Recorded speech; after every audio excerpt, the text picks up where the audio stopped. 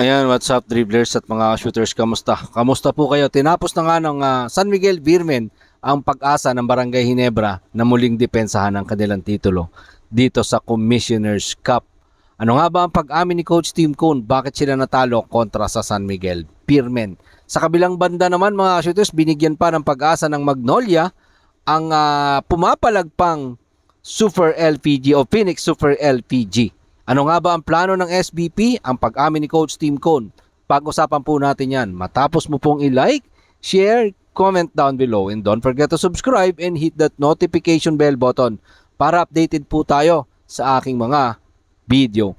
Mga ka-shooters, eto nga pong San Miguel Beermen, winakasana ang pag-asa ng Barangay Ginebra na muling depensahan ang kanilang titulo dito sa kasalukuyang Commissioner's Cup na alam natin na mimiss ng Barangay Ginebra ang serbisyo ng isang Justin Brownlee kagabi. Etong si Tony Bishop, matapos ang kanilang pagkatalo 94-91 kontra sa San Miguel Beermen, ay hindi na nga po madidepensahan ng Barangay Ginebra yung kanilang titulo. Diba? Eto mga bataan ni Coach Tim Cone na alam natin napakaraming adjustment ang ginawa from the game 2 hanggang kagabi. Mga shooters, gumawa pa rin ng major adjustment ng isang Coach Tim Cone. Mapapansin po natin mga shooters, kasama sa starting five si Japet Aguilar at agad naman yan nakapitalize ng isang Japet Aguilar mga shooters dahil nagbigay ito at nag-ambag agad ng back-to-back basket.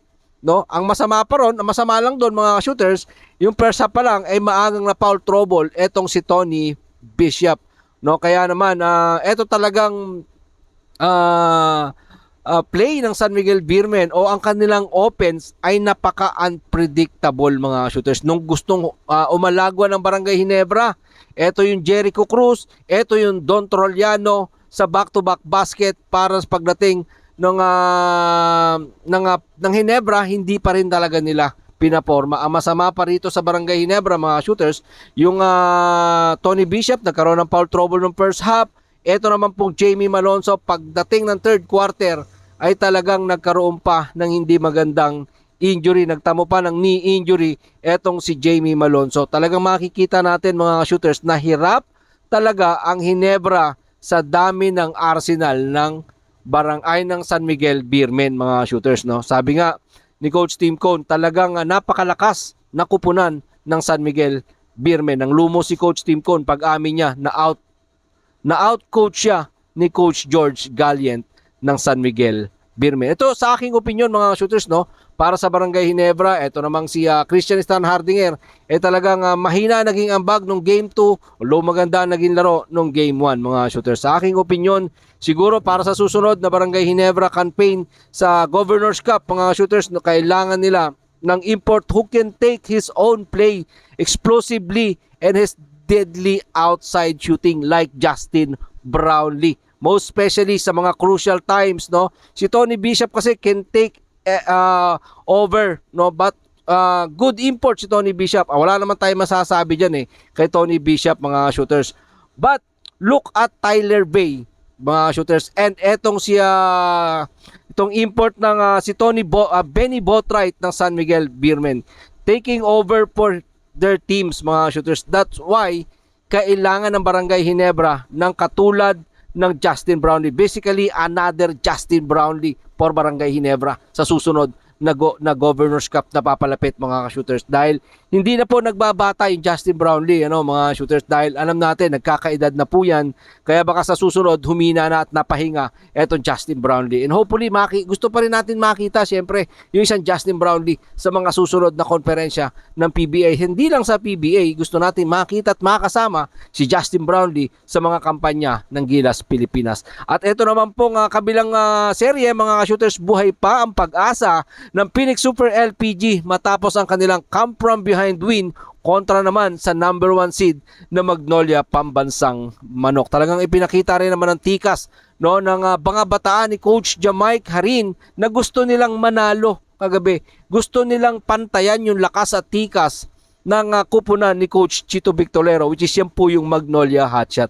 Actually, sabi ko nga nung first half, parang malabo na. Mukhang makukuha na talaga ng Magnolia ang kampyonato, ngunit hindi po subuko no, nagpakita ng tikas at lakas yung kupunan ni Jamaica rin sa pangungunan ng kanilang import na si Jonathan Williams na umiskor ng 19 points sa tulong nila Jason Perkins, no, naiuwi ng Phoenix Super LPG yung kanilang panalo, pero lamang pa rin siyempre sa seryeng yan ang Magnolia Hotshot 2-1 at susubukan ng Magnolia kunin sa susunod na Wednesday yung labang yan mga shooters.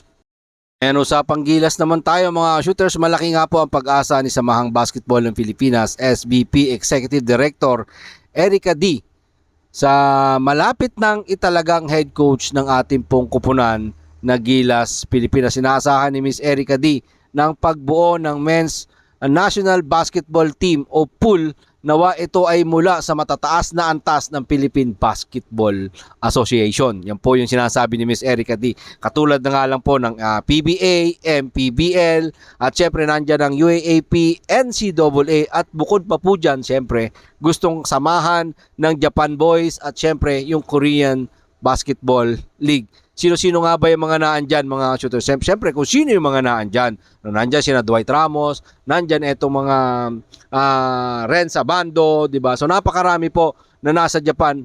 At eto nga bang si Coach Tim Cone ang kanilang ipapakilalang coach ng Gilas Pilipinas. Siyempre inaasahan po yan ng karamihan. Maasa sila na yan ang ipapakilala ng Samahang Basketball ng Pilipinas MVP.